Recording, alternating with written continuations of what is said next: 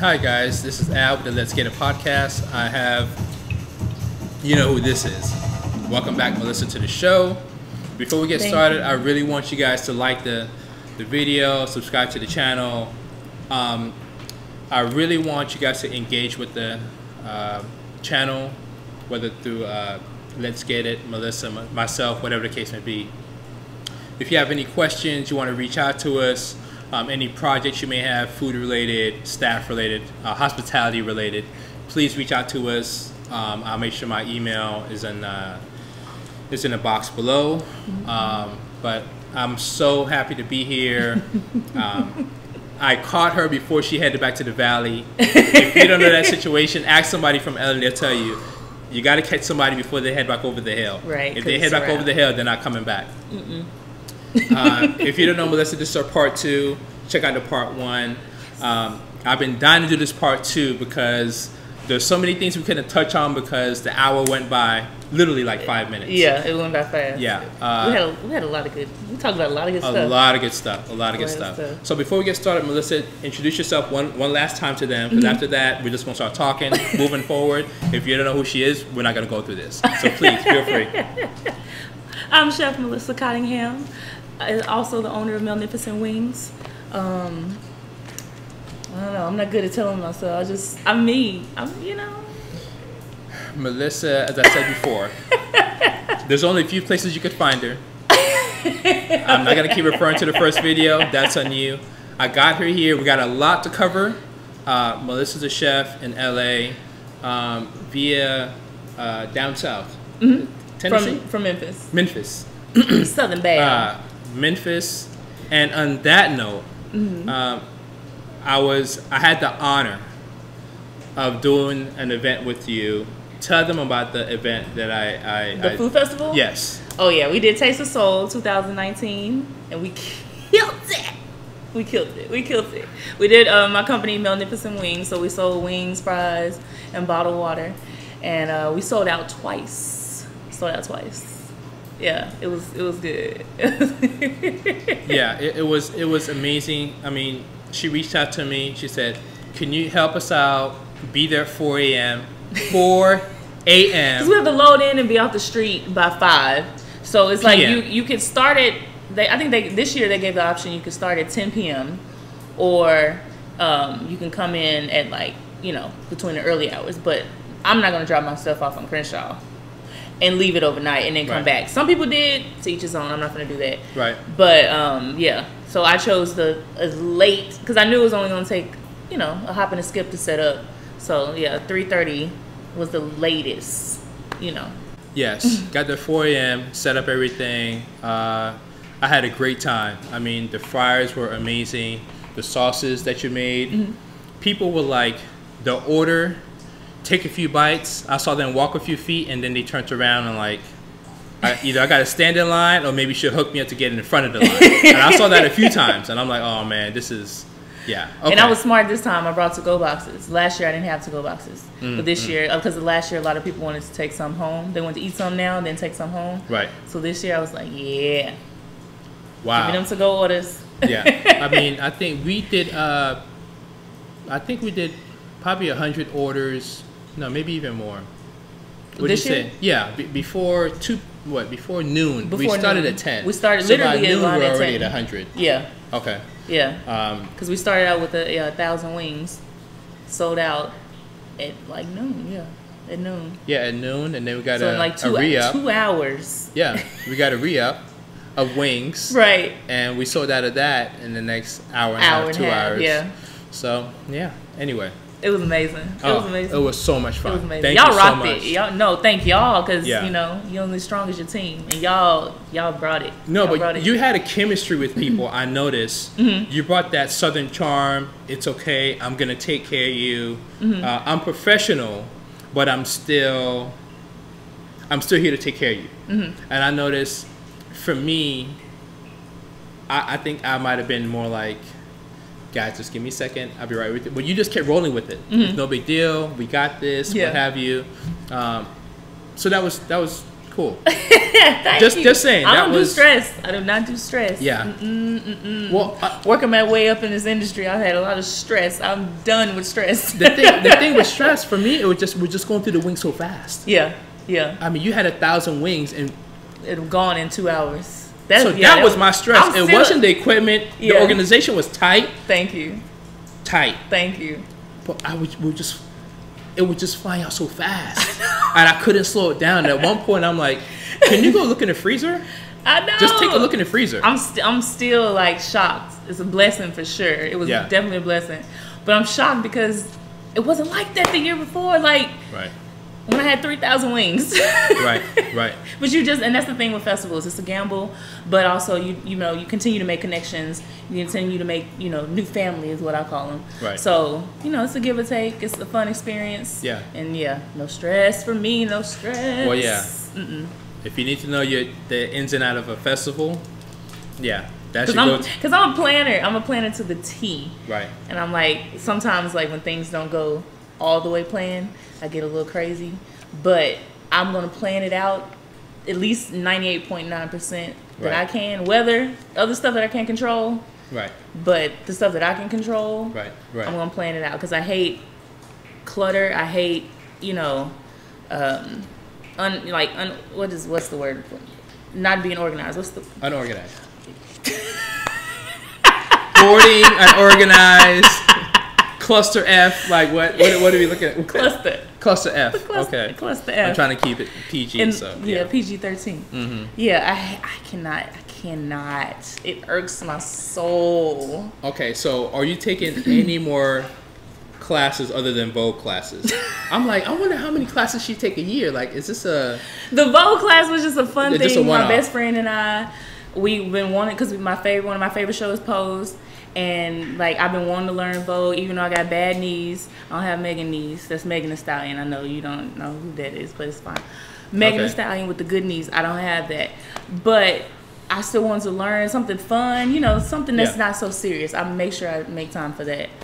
As for new classes, I haven't taken any class. I kind of want to take like a hip hop, like Zumba class. I found out about in North Hollywood, so that might be my next. My next class. Okay. Yeah.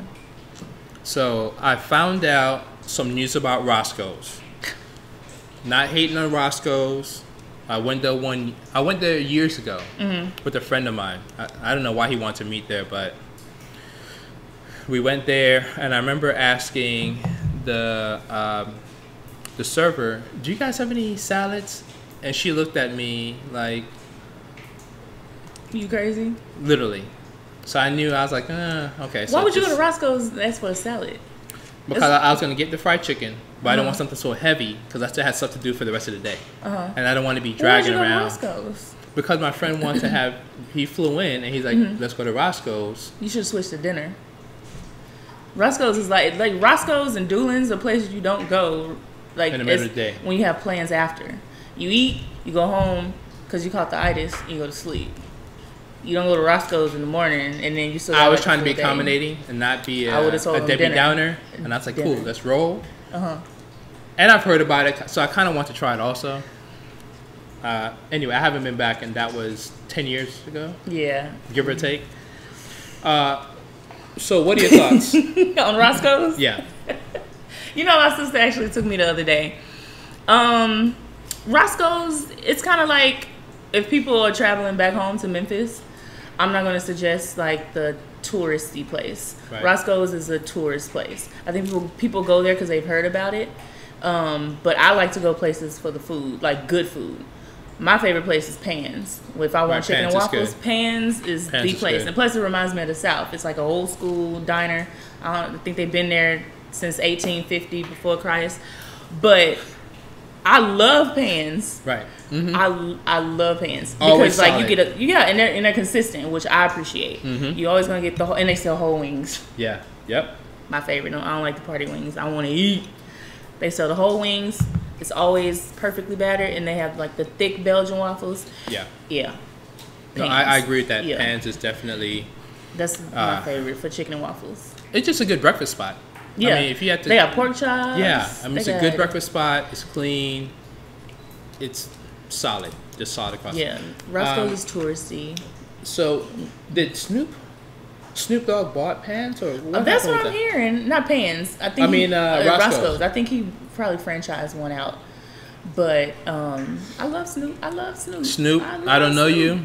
You seem like a cool guy, and you want to make some money. I know. You want to check that chicken game?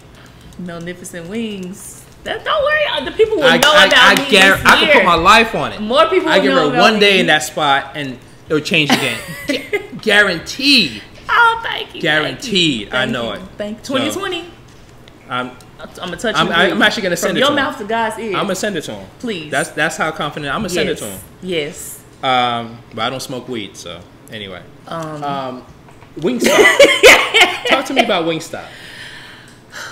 And the only reason I said it because I was heading over here. I saw a location, and I said, "I'm talking to the Wing Queen. Right. There's a Wingstop. I've never had Wingstop, but I don't want to knock it because I've never tried it. But it is a franchise. I mean, I'm not tooting my own horn because I still eat other people's chicken. Like, you know, I don't always want to cook chicken.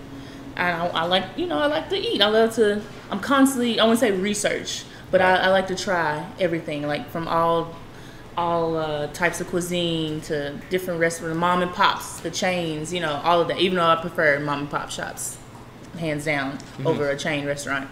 But Wingstop is like there's no spice in it. What I mean by spice, like, you know, like some people you can't eat their food because there's no seasoning. Right. You know, like I need a little bit more than salt and pepper kind of thing. For me, that's Wingstop. Like there's no, you got the base, but you didn't elevate it. Got it. One dimensional. Yeah, it's just like, okay, you know, lemon pepper comes out the fryer, sprinkle lemon pepper seasoning, put it in the box, lemon pepper. That's it. Okay. Yeah, it's like I don't taste any other seasonings than the base. Right. You know, but it's like, okay, if you want some wings, you don't feel like making them, or it's late night because they open, I think, till like 2 a.m. Okay, I'll go to Wingstop, you know. But then when you bring it home, you got to add your own little something to it to doctor it up. Yeah, a lot of that. Wow, you're going to get so many job offers. Wingstop, I found you a consultant. Like, don't worry about my cut. I'll take care of that. Let me tell you, I can change. Look, I can change Wingstop, and it's crazy because they keep coming out with new sauces, which is good, but it's like, I don't know. I don't want to sound like I'm hating. No. Because like, of course, you know, I'm a poultry queen, and I give advice, and I still support, you know, other people. I'm not saying my wings are the best, even though they're the best, but I support other people, you know, and if I give, you know, because I worked front of the house, I worked back of the house, and also, you know, I'm traveling around, and I'm trying different chickens. So it's like, I think I probably had almost every different type of chicken there is. Right. So when it comes to constructive criticism, I'm gonna give that on a constructive criticism standpoint. The reason I'm talking so much crap is because if you talk mess, and I always tell people this, if you go somewhere to eat and we go out to eat and I say this sucks, I should be able to walk back there, the same ingredients, I mean maybe a little better ingredients, and make the same dish. Right. If you can't do that, you shouldn't be saying anything. Yeah. So that's what I'm talking mess. Exactly. Because if I say, here's some wings, go to Wingstop, go in the hood, do your thing, I see you in 2 hours. Yeah. You're not the social media person that's just like, just type in, just type in, but then no. But if you have something to say, then have advice for it or how you can fix it. Exactly. And that's how it relates to like Pinterest. You know, like on Pinterest you can see like you'll have like somebody will post a recipe, but then you see all the different pictures and none of them look the same. Right. It's kind of like, okay, with that situation, if you see it and you know what you're talking about, then you know how to fix it. But also people have to be receiving an information. Right. You know, because some people might just look at it as hating, but if I approach you and be like, okay, I don't like this salmon dish because X, Y, and Z, but I would suggest X, Y, and Z. Right. Then some people might be like, oh, I know everything. I know, you know, and that's not how it should be. No, I'm just saying, if I'm able to, if I a franchisee or whatever the case may be, Wingstop, Roscoes, whoever, and I call you out, hey, come on in. Right. Let's talk. Right. Now, if I'm hiding behind social media, like, I'm dodging you. Right. Now you're just being a sucker. Yeah. But I'm saying, if I can't do it better, I won't talk about it. Right. And that's just coming from my heart. but everybody wins. Right. You get a better product, you make more money, your customers and your guests are happy. I spend my money. And it's a win for everybody. Yeah. So I don't talk mess unless I can back it up. I've never been that kind of person just to talk mess or whatever. And that's probably why I'm not really on social media that much, because everyone's doing this when no one's actually making it happen. No. And that's why I think, like, you know, when you're doing new menu items, I think a focus group is important when it comes to that. Even like before I opened my company, I had like my friends, even people I didn't know, come and, you know, do like a tasting. Okay. And then give me feedback on the sauces. And then I worked, you know, my way with that, and then chose the ones that I felt, you know, based on the feedback, and then, you know, what I liked. And then I picked my sauces and made them, put them on the menu. So I think like focus groups and stuff like that are important. But it was crazy because I was talking to my friend recently, and I think we had this conversation too, about restaurants that are just constantly opening and closing. Right. And I think that's because, and I was talking to my friend Gianna about it, who are now like, there's people are reaching out for, you know, Instagram and photography, food photography and stuff like that. But it's people that I think they have the money with no experience, and they just want to say, oh, I want to open a restaurant today, and know nothing about it at all. And I think that's why so many restaurants are constantly turning over, because they're just people just opening in the restaurant, and they're not taking the time to do the focus groups, taking the time to work out the menu, curate a good menu with the, you know, executive chef, or just being hands-on, period, is important. And I'm so glad you brought that up. You don't know how... I don't even know how we got on there, but yeah. I'm so glad you brought that up. There's a new hotel that opened up in Silver Lake. Can't say the name, but brand new, less than 2 months old. They'll Google it. Google it. Beautiful. Oh my God, beautiful. Bar. It looks almost like you're in the Riviera. I think that's the idea they're trying to do. And I'm like, oh my God, I can't wait to go there. It looks beautiful. You can kind of see the bar from the street if you look a certain way. Ooh, the glass windows. They sound fancy. No, but it's I guess textured. I want to say concrete, but it's not really concrete. It's like white. Like if you're looking at like in Greece, like those photos in Greece, it looks like all white. Right. I don't know what those walls are called, but they're white. So we go, you know, put on an outfit. You're about to go to the bar. We're looking nice. You're looking nice. Because you never know who you're going to meet. And you're representing, you know. Anyway, we're going to go. True. You know, we actually went, I think it was a soft opening the night before. And this is like another soft opening, and then they're going to open that Saturday. So we're kind of in between both. So we're like, okay, so we go in and what have you. We walk in and the host is like, oh, we're already booked for tonight. And I'm like, there's like 15 people here. Like, what do you mean you're booked for tonight? Anytime I've done soft openings, we try to push the kitchen a little bit to find out where the weak spots are. Right. I'm not saying everyone sit at one time, but there's like 15 people in the place. Right, got to prepare for, you know, the high volume. We go in, she sit us at the bar. Go sit at the bar, fine. We sit at the bar, nobody's eating. And I'm like, that's weird. Everyone's at the bar, but nobody's eating. The bartenders are trying to find where the beers are at. It was almost like their first day. The servers have their hair down. I'm like, what is going on here? The managers are walking around not doing anything. Anyway, long story short, some people order some food. The prices are really expensive for that area. There go your research. Right. You're in an artistic neighborhood.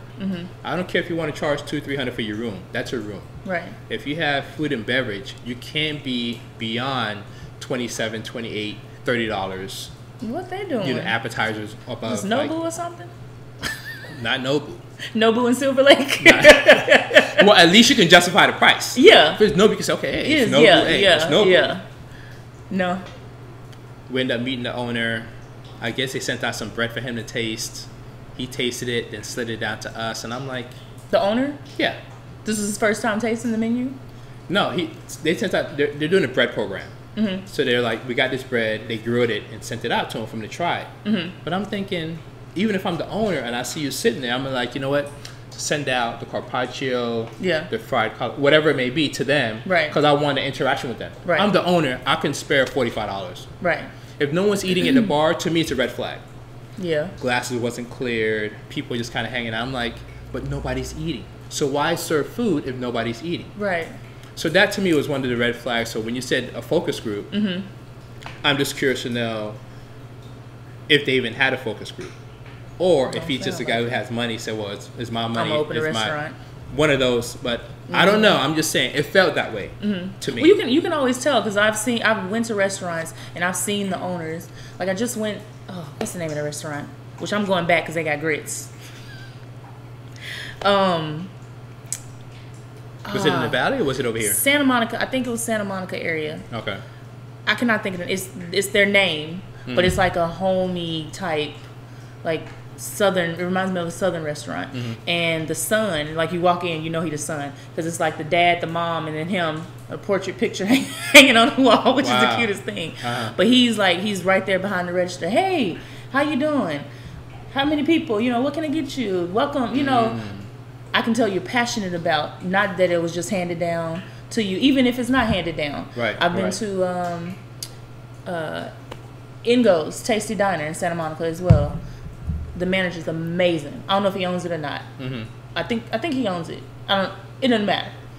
Those are the type of people that you need in there that's passionate about it. Even if it's not you, I can tell your passion by who you hire. And it's implemented, you know, in the from the service to the host to the food to the chef.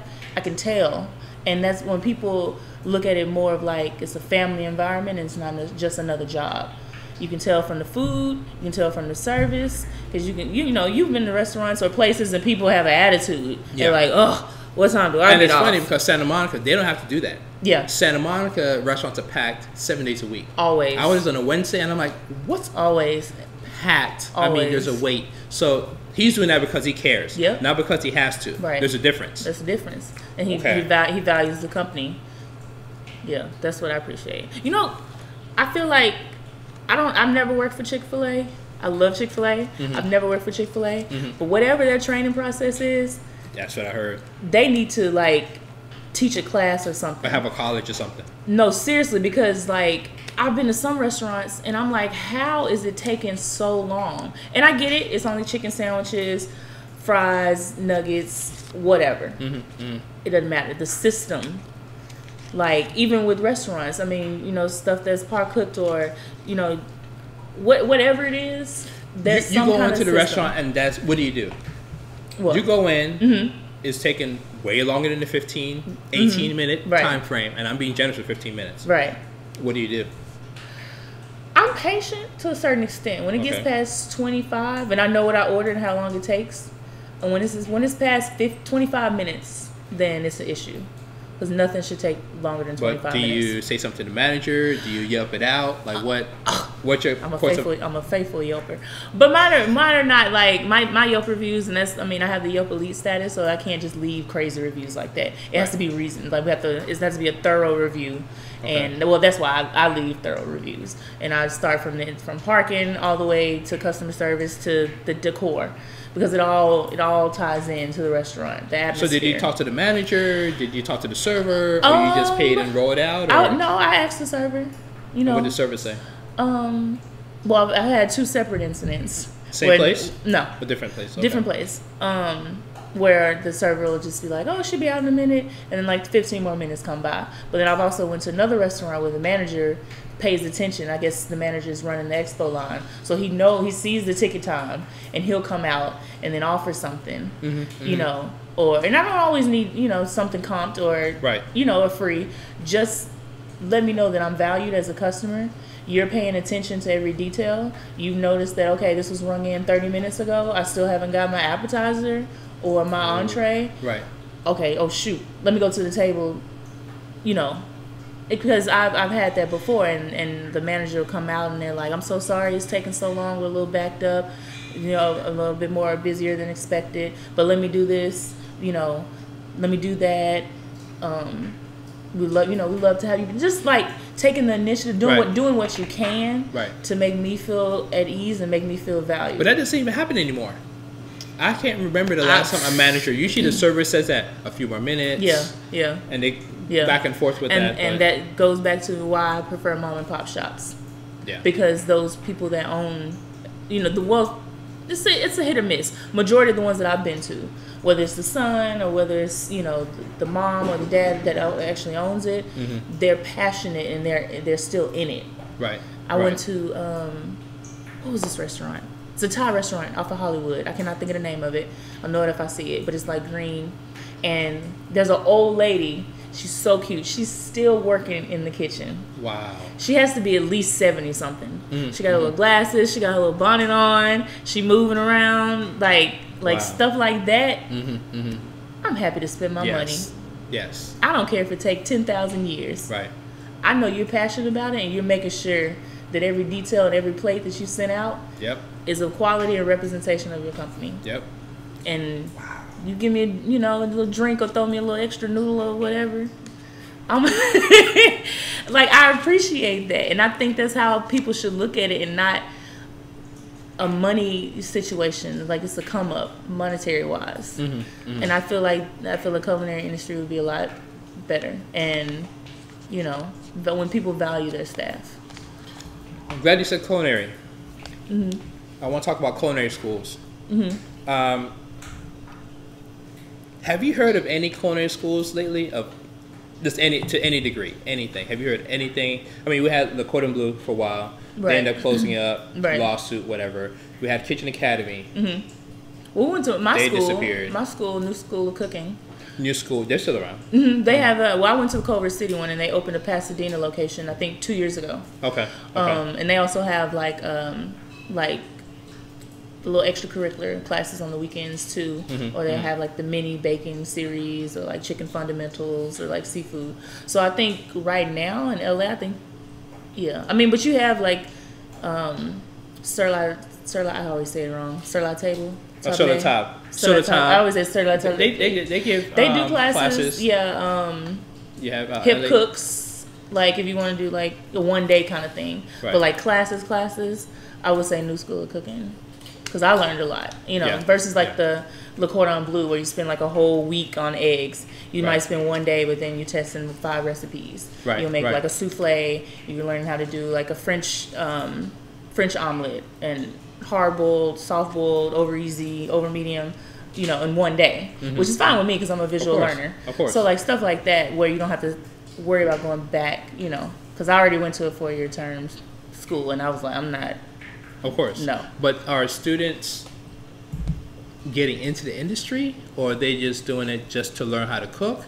And are they finishing the program? Because when I went downtown, he's like, dude, there's a wait for students, and they're not even finishing because they get a part-time job, and we don't see them again because the chef or the manager end up offering full-time because they're so busy, and they don't finish the program. They get maybe to their junior term, and by then it's a wrap. So to get people to finish the program, it's tough.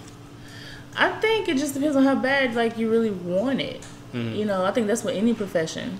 Like if you're going to put in the time, but I think a lot of people, because with some of those schools, you have to do an internship. Right. And a lot of people don't want to start, doing dishes. They're like, I want to cook. I know how to cook. I want to cook right now. Right. And they don't want to do the grunt work that builds character, that shows me that you're passionate about it. Like, okay, what can I do? What can I do? All right, you need this done. Okay, let me do that. And then work your way up. People don't want to do that. And I think millennials, they want everything now and they want it fast. So I'm not going to say all the millennials that are in culinary school have that quick mindset, but I feel like that plays a part in it. They want the quick, gotta get in now. You get your likes quick. So if you're getting your likes on your Instagram, on your whatever, I'm not justifying. I'm not valuing it at all. But likes and comments is not going to pay no bills either. Yeah, exactly. But unfortunately, that's what it. I won't say everyone's like that because everybody's not like that, but as far as finishing the program, that's my main thing. Yeah, I mean, and that's, life happens. You got to pay bills. You got to pay rent. You're in LA. Cost of living is super expensive. So I get it. You got to make your money. But you can do both. I did both. I did a 27-week program, and I worked on set 16 hours a day. So you gotta want it. Yeah, you gotta want it, and I think it just boils down to the grunt work. I feel like there's you can do both. Right. Do you want to do it is a different question. Right. Because you can do it. I didn't sleep. You just gotta. I'm you there just with gotta you, if you want it, you gotta do it. Yeah. No, you know, I completely agree with you. And that's the kind of people that I like to be associated with and hire. Those people that want it, that, you know, not saying everybody has had to scrub floors and da da da da, but you got to have a passion for it. Because if I'm passionate about it, and I'm hands on and everything, it's not a job. It's like not another job for me. Right. And I don't need it to be like that for you, because I consider, you know, the people that I hire and I work with family, and I'm hiring them because they're passionate about food and they're passionate about what they do. Right. And right. I'd rather have that over somebody that has a very extensive resume any day. Put a pin in that. An extensive resume. Mm-hmm. I want to take a second to say thank you to Salt of the Earth. This is their kitchen, their setup. You know, I love working here. We do these crazy events. So thank you, you know, Chef Tomas. I'm sure you saw his video. His very special video, but for letting us shoot here. Thank you so much, Chef. I appreciate it. So this extensive resume, the reason I brought that up, because you have a lot of chefs that were burnt out, they left the game, they still got skills, they do some stuff on the weekends, catering here and there. They may still want to cook, maybe just on a part-time basis, or maybe on an on-call basis. But seeing that extensive resume, the person in charge might take it as one of two things. This might be a pain in my ass because he has so much experience, more than me, or I don't think he can keep up with what we're doing here. What are your thoughts on that? Well, I talk to everybody because I'm a people person, so I like to talk to people. And you can tell. Like, I'll see the resume, that's fine, but I want to know who you are. Like, what's your character about? And again, going back to the if I can tell. If the conversation is just like, oh yeah, I did this, I was top of this, I worked with this and this and this and this and this and this, I'm not trying to, I don't, right. like, you know, I was about to say something, it's PG-13. Right. You know, I'm not trying to size. GT. GT. I'm not trying to, like, I'm GTFO. No, not that. Okay. Like, I'm going to say size you up. Right. I think that's PG-13. I'm not trying to size you up. You shouldn't try to size me up.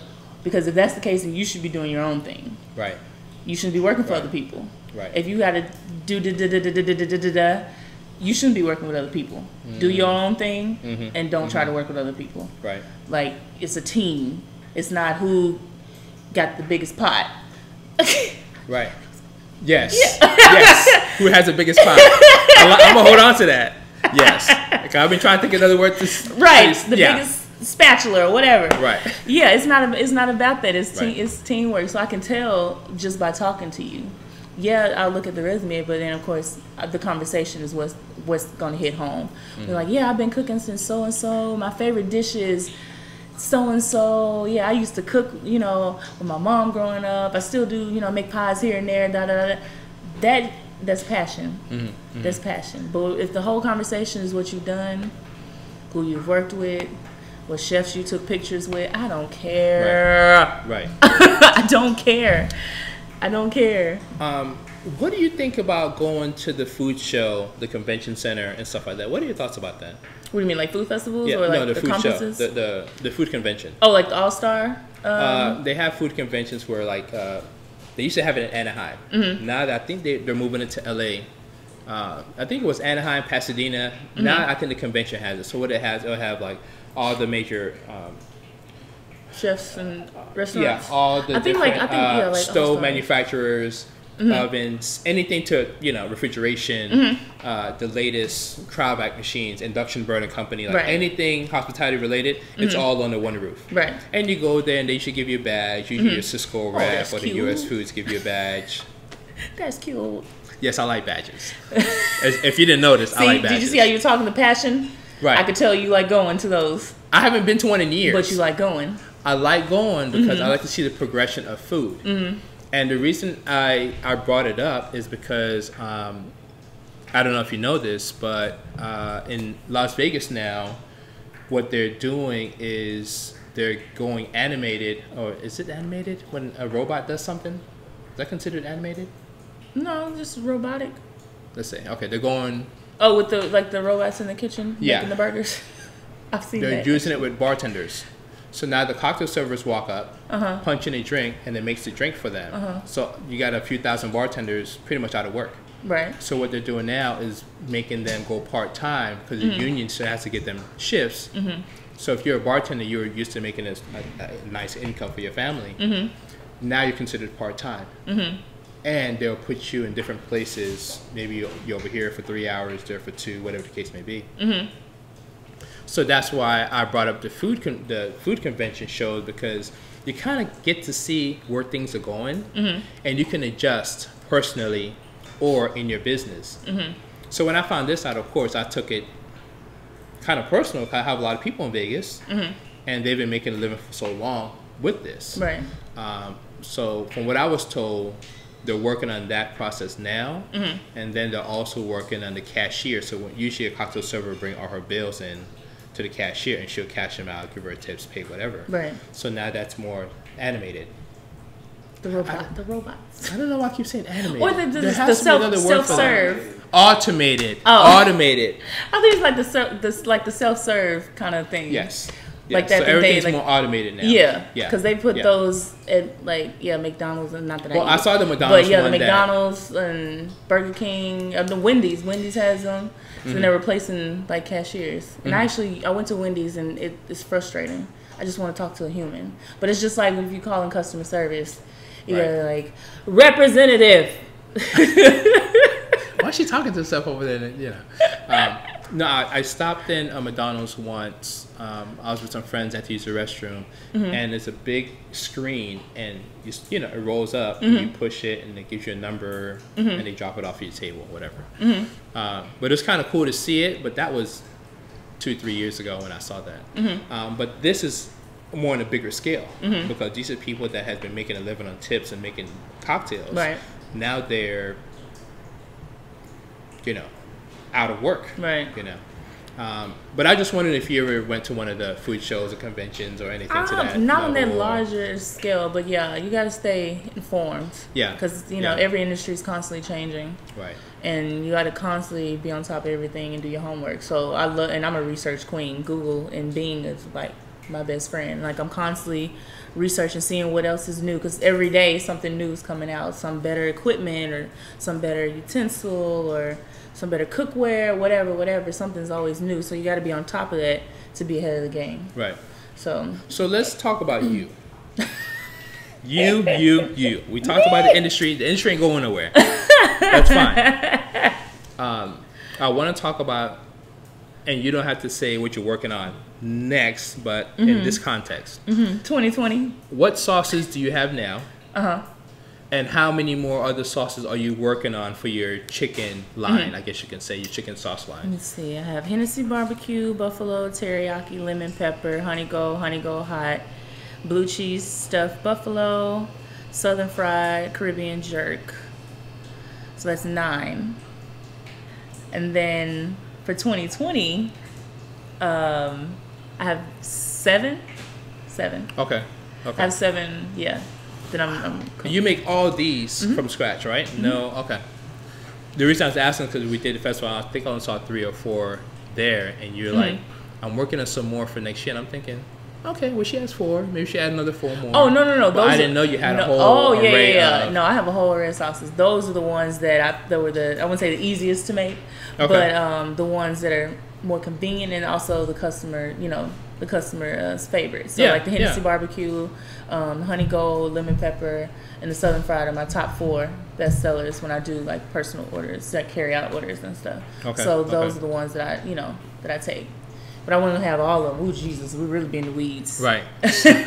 You need just like 3 or 4 good sauces, and everything else, people can call and place an order. So I went to a bar. A friend of mine has a bar. The kitchen is small, like the size of, maybe if you had a kid's closet, double the size of a kid's closet. Really small. It was an afterthought. Back then, when people did bars, you didn't have to have food. Now you have to have some type of food, and it could be as simple as popcorn. Back in the day, people used to have like cheese and crackers, or just cooked pasta. If you had cooked pasta in the bag, that's considered a food offering. Or Peanuts. Eventually, he wants to do food. If you had that as a project, let me paint you a little bit of the demographic. I love projects. Let's say the kitchen space is maybe, I want to say 6 by 30. So anyway, let's not worry about the size. It's hard to measure it when there's big old kitchen here. But anyway, the demographic is North Long Beach, Latin community. I'm gonna say the medium income is maybe 45, 65 thousand a year. And there's a few parking restrictions, meaning back when people were opening, well, when you go through city and zoning, you got to have a certain amount of parking spaces for your square footage. So if your place is too small or too big, you just get a valet, and that alleviates that. Right. So with knowing that and knowing what you do, he's been around for 2-3 years. He wants to have a food program. He meets you. What would you recommend, or anyone to that matter? You know, they have a small place. They want to offer some kind of food. What do you recommend, other than hiring you as a consultant? That's a whole different thing, right? Because I mean, you know, you got to pay the cost, you know. But what people don't realize, that saves you money in the long run. Yeah, it does, because you're hiring people that are familiar and experienced with it. So you get a shortcut. But yeah, you know, yeah. Just off the top, no right or wrong. What would you recommend to this person? Food, or what would you do? You know, For me, well, I would do, of course, like Latin flavor food, but then also with the Americanized twist on it. So I would create, you know, I was trying to think of like the Latin food that I've had. I cannot, and I just had some Latin food when I was in Miami. But it was, I would of course have like either roasted chicken or deep fried with, you know, Latin flavor sauce on the chicken, and then I'll do, of course, like some other little finger foods, because you want to have filling stuff. Right. Most bars, wings, burger, fries, the regular salad, stuff.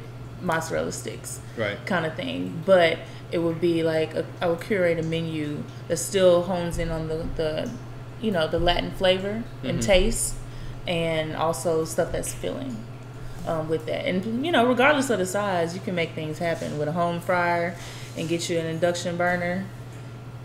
Boil some water. You can make anything happen. Yeah. You know? So like stuff like that, you just gotta really work through each detail.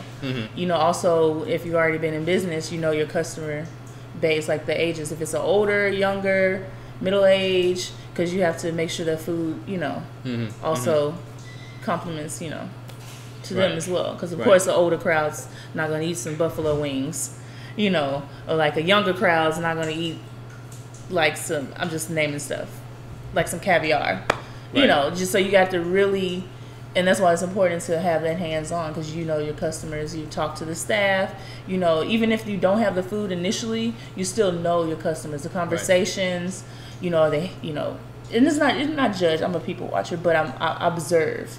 So like, are they heavy set? Are they thinner? Are they smokers? Because you know, smokers, you gotta over salt things. That's right. And if you got a bar full of smokers, then you know you gotta over salt thing. You want to have something salty on the menu, in addition to like peanuts or whatever like that. So you have to really pay attention, have those meetings with those staff meetings, and pay attention to your, you know, who's coming in, who is your regulars, you know, and then curate a menu on that.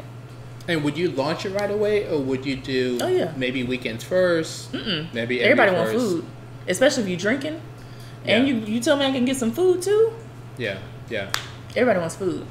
Like the only thing that I would wait, like, you know, be new menu items or something like that. But food, if you add that to addition to alcohol. So what do you want to get into 2020? Like, you know, blank slate. I mean, aside from having Snoop hit you up to take over this chicken situation he has. Not at Roscoe's. You know, I meant to ask you this. Mm-hmm. Tyler Perry just bought all this land, mm-hmm. built a studio, mm-hmm. the whole shebang.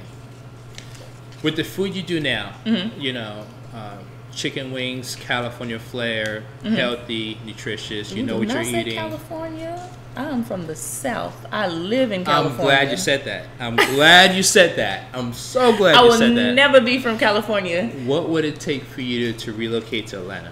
To relocate? I probably will open up a business in Atlanta, mm-hmm. and I would train my staff very well, and you know, put some people in place to run it. Mm-hmm. But relocate? No, I wouldn't relocate. No, but I will open. I mean, the real estate down there. I mean, I could open up 10 Melnificent wings down there for like, you know, I'm just saying 2,000, but I know it's more than that. But compared to LA to have a brick and mortar, I would do my festivals and catering in LA, and I would open up all my brick and mortars down south. Huh. Okay. But you see why I said I'm happy you said that, right? So I'm like, oh, you're from down south? Let's see what you run to bring to the table. Oh, yeah. The only reason I brought that up is because when I went to go visit, mm-hmm. and I told you before, all the sides to offer was bread, mm-hmm. grits, bread, grits, home potatoes or home fries, cornbread, depending. With some kind of starch. Soul food or breakfast? Some kind of starch. Mm-hmm. And I'm thinking, there was never a salad option on the menu. Well, I mean, and if it was a salad, it was like the iceberg. Look, let me tell you, I didn't know nothing about like the whole charcuterie boards. Right. Avocados. Mm-hmm, mm-hmm. The funniest thing when that was my first kitchen job when I moved here. Mm-hmm. Blood oranges. The way I found out about blood oranges. Yeah. I was like, who had the oranges next to the meat? When I cut into an orange because we don't have this down south. I cut into a blood orange and it was red, and I said, and I'm yelling in the kitchen. I'm like, who put the oranges next to the meat? And when I tell you, everybody in there was dying laughing. Gosh. Yes, they were dying because I have never heard of a blood orange. Right. We don't have that in Tennessee. Uh-huh. I've never heard about it. I've never seen one. I've never tasted one. Mm-hmm. Until I got to California. Yeah. That was the funniest. Yeah, to this day. Yeah, I thought somebody like put it in the walk-in next to the meat, and I'm like, it's blood all in the orange. Wow. You know, it's funny you said that because when I was in San Francisco, the first time I seen a blood orange, mm-hmm. I was thinking along the same lines. I thought it was stored with the beets because we had all of our fruit and potatoes and onions in mm-hmm. this back part mm-hmm. when you walk into one market. And I remember I saw the orange and had this red tint on it, and I'm thinking, oh my god, mm-hmm. a beet went bad, mm-hmm. it dripped on an orange. So I was like, okay, I just rinse them off. And I'm in the back washing off the oranges, and they're like, dude, why are you washing the oranges? Yeah. I'm like, I think a beet went bad and it dripped on the oranges because it had the red, red on it. Yeah. And he's like, he takes one, he cuts it, and he's like this. Look. And I'm like, oh my gosh. But I didn't know. I've never seen a blood orange before. I've never seen it. Right. And then the whole vegan, you go down south and you talk about you vegan, they will laugh at you. Right. I mean, it's soul food, barbecue, and you talking about some gluten-free and vegan. Yeah. They'll be like, girl, if you don't get in there and eat that cornbread and get them ribs and sound. Uh-huh. So, like, all of that was new for me moving to LA. Right. But now, like, I've gotten really well-versed in gluten-free options and, non-dairy replacements and the vegan, like, vegan soul food, vegan desserts. Like, I've really been working on getting well versed in those different areas since mm-hmm. it's now something out here. So I feel like that's a benefit because only in the South we're used to the soul food, the comfort food, and the ingredients that we're familiar with. But expanding and going out. Well, the reason I purposely asked you that question is because you know how LA eats, mm-hmm. and I'm leaning more towards the affluent individuals mm-hmm. Mm-hmm. per se. Not to be discriminated, but to say they eat a certain way. Mm-hmm. And now you have a lot of transplants going to Atlanta, not only for movies, for business, for whatever. So they're used to eating in a city. So when they go to this city, right. they're kind of like, I can't keep eating like this. Like, either I got to be in front of the camera, or I'm physically fit, whatever the case may be. I just can't keep eating like this. So where do I go to eat? You know, so that's the main reason I asked you that is because when I went down there, I'm like, wow, there's such a huge market for me to come here and do what I do. But is it still too early? I mean, 3 years from now, okay, yeah, maybe. But do you get in now early? I don't even think, because even now, like my family and friends back home, they laugh at, you know, the culture. Like, I don't think people down south want to eat healthy. There's some people, right? Yeah, like Whole Foods and Trader Joe's, all that I learned about out here. Do I wish there was healthier options? Yes. I mean, you can cook healthier options down south. I mean, there's a couple of restaurants, but it's like if you go to them, you're not going to pick the healthy option. Right. So it's available, but when you're in the South, it's like you want good food. So I'm not going to go looking for a healthy option. If it was less, you know, soul food and comfort food and more healthy options, I think people would be, you know, open to it. Because even where I was growing up, like growing up in the hood, it's not, there's Church's, Popeyes, and all, there's not any salad places or anything like that that's in the community. But also, if you do open a business, people gotta want to eat it. Right. And it's like, it's a gamble now. I feel like more people are health conscious. I feel like if you open at the top of the year when everybody make that new resolution to get in the gym, okay, where's a salad? Let me get a smoothie. Okay, you'll be good. Then summer hits, barbecues, cookouts, and then you take a drop. Right. And then wintertime, it's like, I'm ordering out because I'm not trying to go out in the cold because it gets cold down south. We actually have seasons. I'm not trying to go out to dinner. I'm going to order in or order takeout because I'm not trying to cook. It's too cold, you know. And then you're going back to the eating whatever. Right. So I think that's the only thing. There's people, that want to eat better, and there's not a lot of options when that time comes. But a consistent, like, vegan place or like vegetarian, it just depends on the market, because I know that there's a vegan chef in Atlanta actually, and he's doing really well. He's doing really well. Is he close to Buckhead? I didn't think I knew that, huh? I know Buckhead is a spot. Yeah, anyway, I know Buckhead. I got a few YouTubers out there. I know they're in Buckhead. They got a little money out there. I mean, it depends. It depends. But like you said, like the movie stars and stuff like that, they're looking for those healthy options. And I think more people are, being more open to it. The transplants per se, that's been exposed to other stuff. But like if I never moved to California, I would still be eating the same. I see it on TV, but I wouldn't have never tasted it or experienced it to even want something different. If I want to eat something healthy, I'll go get a salad. That's what we consider healthy, a salad. And then put a gang of dressing on it. A lot of ranch. Right, yeah. A honey mustard. Or go get a piece of salmon, but then I'm going to add some Lawry's when I get home. So that's what I consider eating healthy. Or getting a smoothie and adding the whey protein or soy or whatever. But it just depends on the market. Like you really, and that's the important thing when opening a restaurant. You got to know, especially the area. Location is important, and you need to take the time to have the focus groups and do the research and see what's in the area. Like I was in Glendale and I saw a soul food restaurant. Yes, right. But the sign says, yes, it's soul food in Glendale.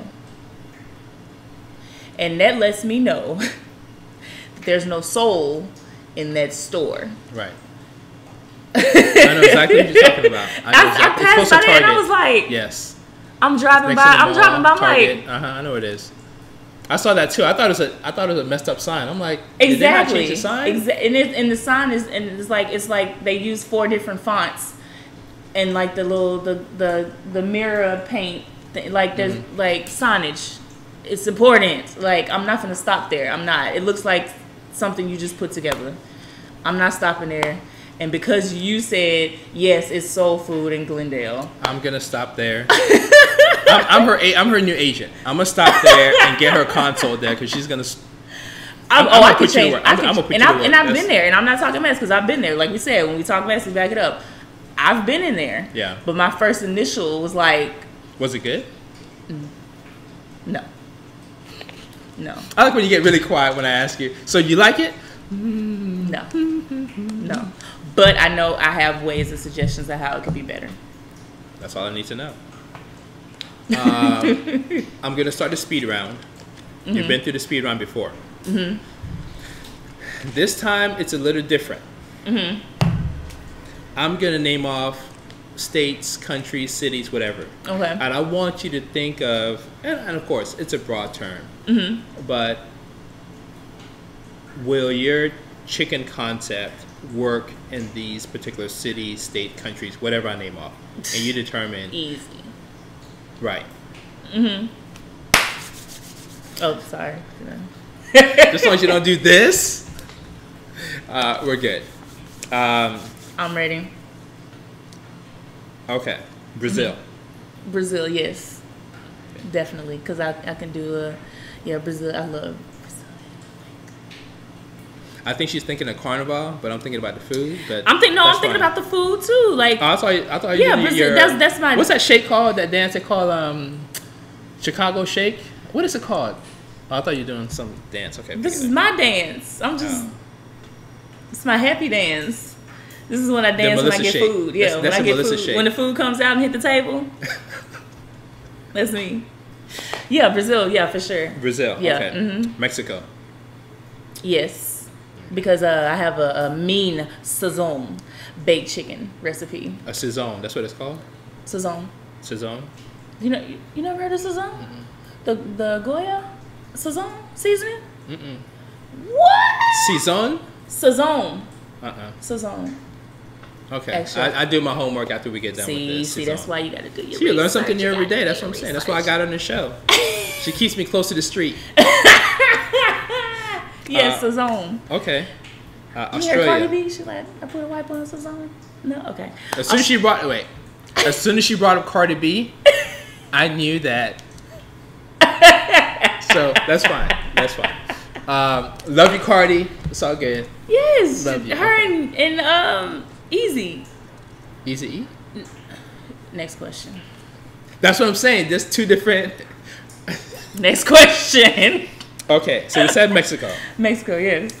Australia. Aussie. What are you bringing to Australia? What am I bringing to Australia? Look, I've done my research. I'm not telling all these people my 2020 vision. Okay. For 2020. Okay. Australia. She can hang in Australia. Aussie.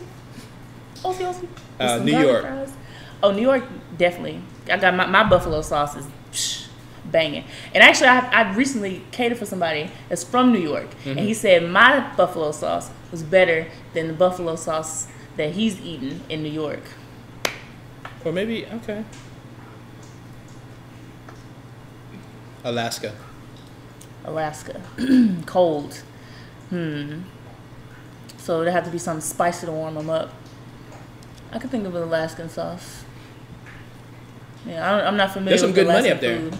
Yeah, I think they're paying people to move out there. Yeah, good money up there. I would do, I would probably use like my salmon rub on my wings. Should try that. Salmon rub on your wings. Why not? I mean, there's a ton of salmon up there. You could just do it on salmon. No, but you said chicken, right? Well, I mean, your menu altogether, but if you want. Oh, you didn't say that. You said chicken. Well, I'm thinking of chicken sauces. Queen. Yeah, exactly. That's why I can do whatever. I'm gonna put my salmon rub. I'm gonna bring my smoker. Mm-hmm. We're gonna have some smoked salmon chicken wings in Alaska with I ain't gonna say fur. I don't know. You got some PETA people.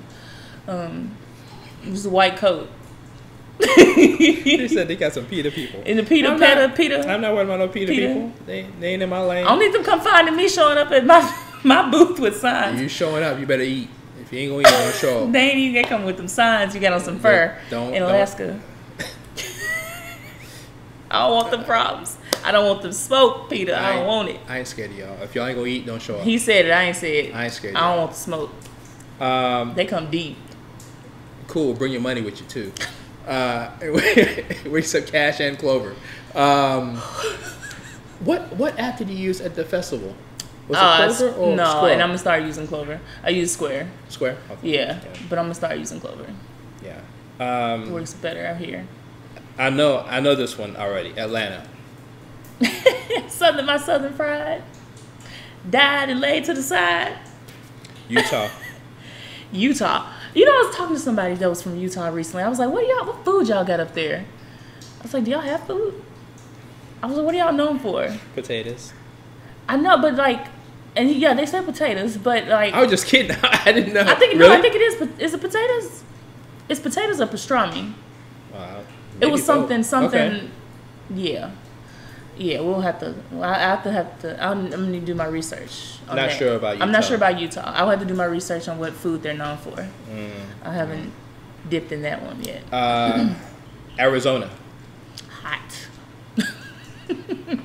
So you bringing spice to Arizona? No. Phoenix or Arizona in general.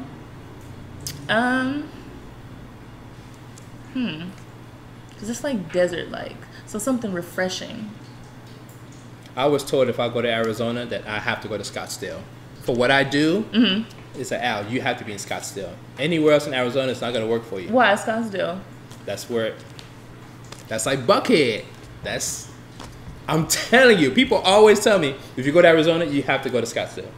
Like, you need to live in Scottsdale. For what you do, you need to be in Scottsdale. So is it more the elite crowd then? Oh, so then you have to do some fancy wings. Yeah, okay. I mean, people even there, they still want to eat. I would do like some upscale. What's upscale for me? No, upscale for me, like those recipes that are like 10 different steps to get to the final product. Like the pock wings? Poke wings? Pock? P-O-K? Pock. Like, have you made those before? Mm-mm. Jesus. It's a lot. There's a marinating process, then there's a mixture process, and then there's the frying process, and then a finishing process. Wow. But they are immaculate. That's something that would be in Scottsdale. Like something that takes, where it's not out the fryer, toss it in the sauce. Of course. Like something levels. Mm-hmm. Yeah. Mm-hmm. There'll definitely have to be something on that magnitude. Wow. Man, you got me fired up today.